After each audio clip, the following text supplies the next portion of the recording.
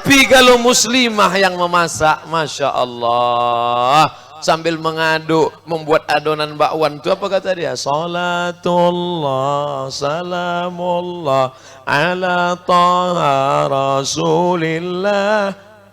Salah, garamnya kan penting juga. Senang kita makannya, dibacakannya surat Bismillahirrahmanirrahim. Ar-Rahman, Allamal Quran. Coba kalau tak Islam, datang lagi di belakang. Awak pun memakan tuh pusing makan. Asal nampak tiang listrik mau nyanyi. Nauzubillah.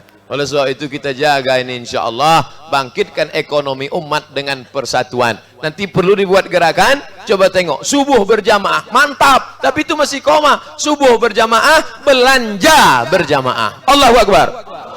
Masing-masing harus beli sembako ke warung muslim. Masing-masing di awal bulan. Subuh berjamaah, belanja berjamaah. Bawa istri, bawa anak, bawa menantu, bawa cucu, bawa cicit. Duit masing-masing. Bawa satu plastik hitam. Bu, iya, beras 5 kilo. Sudah. Apalagi minyak sekilo. Udah. Apalagi gula sekilo. Udah. Apalagi teh 1 bungkus. Sudah. Apalagi susu 1 kaleng. Sudah. Roti bungkus. Berapa bungkus? 5 bungkus. Kenapa banyak betul? Sebungkus rumah kita, yang 4 bungkus ke rumah anak yatim. Yang membeli bapak, yang mengantar ibu. Jangan bapak mengantar. Nanti bapak yang mengantar, rupanya mak anak yatim itu cantik. Udah, berkelahi pula. Ini harus dijaga betul ini. Persatuan ini. Harus kita jaga. Bersatu dalam ekonomi umat. Apa kata pesan Buya Muhammad Nasir? Apa kata dia? Ingat, sampai masanya. Kalau mereka ramal ritual, biarkan. Ramai mereka sholat, biarkan. Ramai mereka zikir, biarkan. Tapi kalau bangkit ekonomi mereka, awasi. Islam ritual, biarkan. Islam ekonomi, awasi. Islam politik, habis.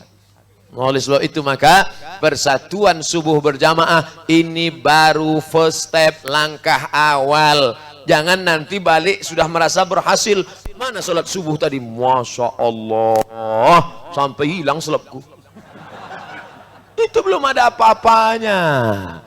Ini baru langkah pertama, subuh berjamaah. Naik ke tangga kedua, yaitu ekonomi berjamaah. Berjanjilah dalam hari, dalam hati, belanja ke warung muslim. Video saya pernah viral tentang belanja ke warung muslim. Banyaklah menghujat saya. Salah satu sebab saya disebut anti kebinekaan, gara-gara mengajak belanja ke warung muslim. Bukan saya menghalangi orang untuk belanja ke tempat lain. Saya sampai hari ini masih belanja ke toko Cina. Barang-barang yang tak ada tempat kita, tentu kita cari ke sana. Takkan pula kita tak jadi makan gara-gara itu. Kita cari. Tapi kalau ada di tempat saudara kita, dia kita dulukan. Kenapa? Karena dia akan bayar zakat, dia akan berinfak, dia akan bersedekah, dia akan menolong agama Allah. Maka kita dulukan saudara kita. Salahkah kita? Banyak yang takut bilang tidak. Tidak, katakan. Pula salahnya. Ini marah apa lapar? Oleh sebab itu maka gerakan belanja ke warung muslim. Belanja ke warung muslim ada silaturahim. Assalamualaikum, Bu, jual tahu. Waalaikumsalam. Ibu sehat? Sehat. Berapa tahu nih sekarang? 10.000. Aish! 2.000 deh. Datang ibu tuh diambilnya pisau. Kau kalau bunuh aja. Menawar apa membunuh? Emangnya gara-gara 3.000 perak tuh kaya kau rupanya. Ini kan menolong saudara kita. Anak ibu yang kemarin yang ikut jualan kemana? Sekarang dia alhamdulillah sudah sekolah di pondok tahfiz. Mudah-mudahan dia hafal Quran, cepat sekolah, kuliah berhasil ya. Ya ada doa. Sekarang orang belanja tak ada lagi pakai doa. La salam wala kalam. Jumpa, ambil, harga sudah ada, tak lagi berbunyi. Tit, tit, tit, tit, tit, tit. Berangkat, out, mati mampuslah situ. Oleh sebab itu ini ada hubungan silaturahim, ada hubungan doa. Ada hubungan. Satu kali hembusan napasnya sudah didoakannya kita 3. Assalamualaikum. Selamat hartamu Abdul Somad, selamat nyawamu Abdul Somad, selamat hidupmu Abdul Somad, selamat matimu Abdul Somad. Warahmatullah. Semoga kau dicurahkan rahmat Allah. Wabarakatuh. Barakah hidupmu, barakah kuasamu, barakah anakmu, barakah istrimu, barakah duniamu, barakah matimu. Itulah yang ingin kita dapatkan. Itulah mengapa orang Islam diajarkan Assalamualaikum warahmatullahi wabarakatuh. Itu yang boleh dijawab. Adapun salam imam tadi tak boleh jawab. Saya di belakang imam tadi, Assalamualaikum warahmatullahi, itu tak boleh jawab. Yang Waalaikumsalam Pak Imam. Ada lagi salam yang ketiga, itu kita ucapkan tapi kita tak ingin mendengar jawabannya. Kalau pergi ke masjid raya, lewat di makam, itu jangan lupa ucapkan salam. Assalamualaikum ya ala diyar minal mu'minin wa inna insyaallah bikum lahiqun yarhamullah mustaqdimin wal mustakhirin nas'allahu wa lakumul afiyah. Panjang doanya ya. Kami selalu baca yang pendek Pak Ustaz. Assalamualaikum ya alal kubur. Jadilah daripada tidak sama sekali. Apa? Kita ucapkan salam tapi kita tak ingin mendengar jawabannya. Sempatlah mereka menjawab Waalaikumsalam. Tak jadi ceramah begini. Apa maknanya? Ada terjalin hubungan silaturahim. Silaturahim. Kalau tak ada pengajian subuh ni mana jumpa saya Bapak Ibu sekalian. Tapi jamaah masjid ni tetap menjaga aturan syariat Islam. Laki-laki di sini, perempuan di sana, dan ada tembok Berlin di antara kita. Tak boleh yang ada melampaui ini. Adapun yang ke belakang itu udah dimaafkanlah. Laki-laki tak apa-apa, damai semuanya. Insyaallah. Bapak Ibu yang dimuliakan Allah, bersatu salat subuh, tidak lagi memperdulikan khilafiyah. Mantap. Naik ke atas, bersatu ekonomi. Ini yang paling berat, bersatu dalam masalah politik. Harus umat Islam satu suara, kalau tidak hancur berkeping. Kalau kayu patah bisa disambung, kaca retak bisa direkat, hati rusak kemana obat akan dicari. Oleh sebab itu maka satukan hati, memilih pemimpin yang peduli kepada Islam. Allahu Akbar.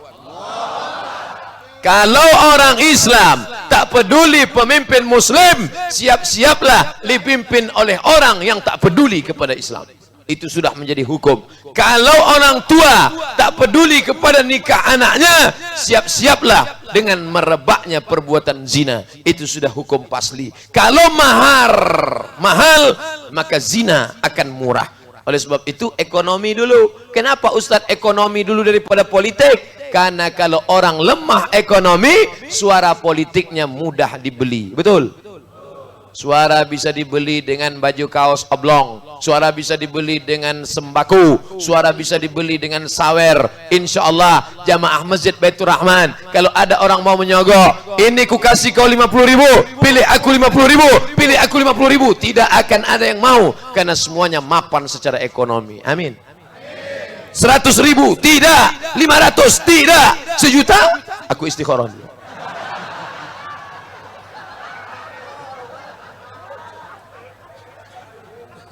Pakai telinga, dengar informasi baik-baik. Siapa dia? Tanyakan para ulama. Ustadz, Doktor Sofyan Saha, kami ini tak tahu masalah ini. Agak-agaknya menurut ilmu Ustadz lama di Gontor, Ustadz lama di Mesir, Ustadz sampai doktor, Ustadz dosen, Ustadz lebih tahu. Ustadz kami pinjam. Pakai telinga, pakai mata.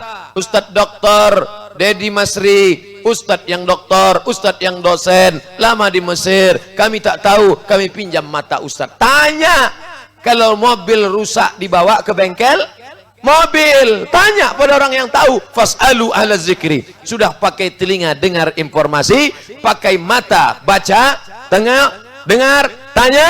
Jangan lupa tanya hati, istafti qalbak, istikharah. Usolli sunnatal istikharah politik lillahi ta'ala.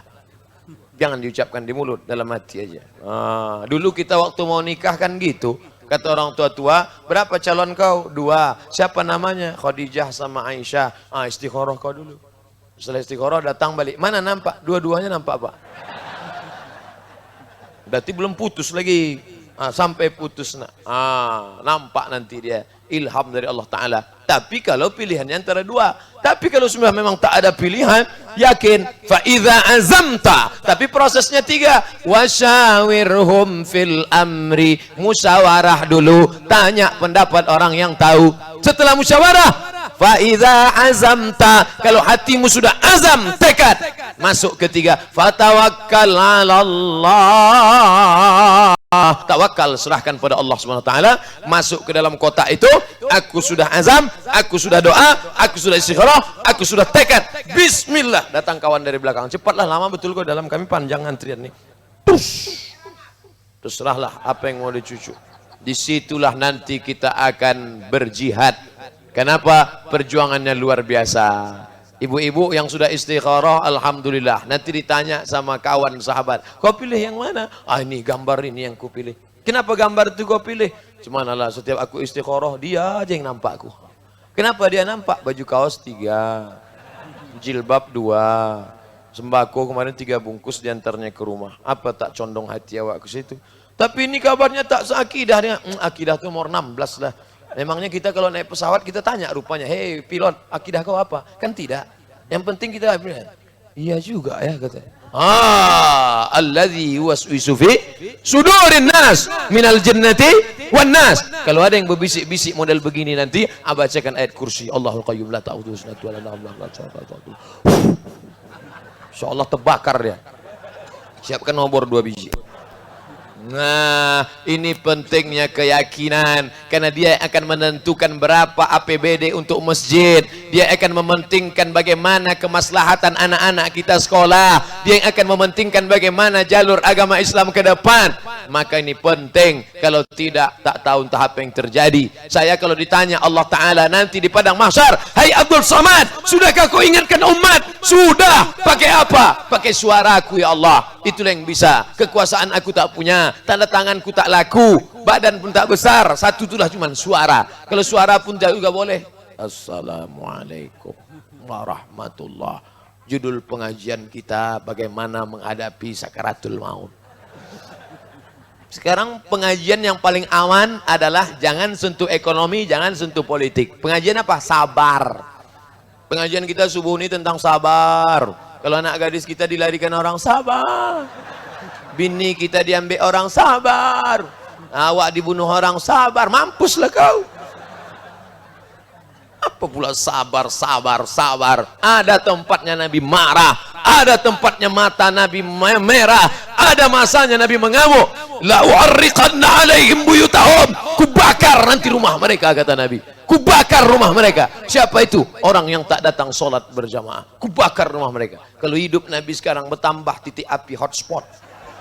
Yang banyaknya rumah terbakar karena tak sholat berjamaah. Jadi jangan sembayangkan Nabi itu lembut aja. Ya Rasulullah, si anu tak sembayang gimana? Terserah aja lah, mau sembayang mau tidak tak apa-apa. Oh, tak begitu. Ada saatnya kita marah, ada saatnya kita tegas, ada saatnya kita lembut, ada saatnya kita menangis, ada saatnya berdoa. Maka ustadz-ustadz itu sebenarnya adalah bagian dari aspek-aspek yang diajarkan Nabi Muhammad sallallahu alaihi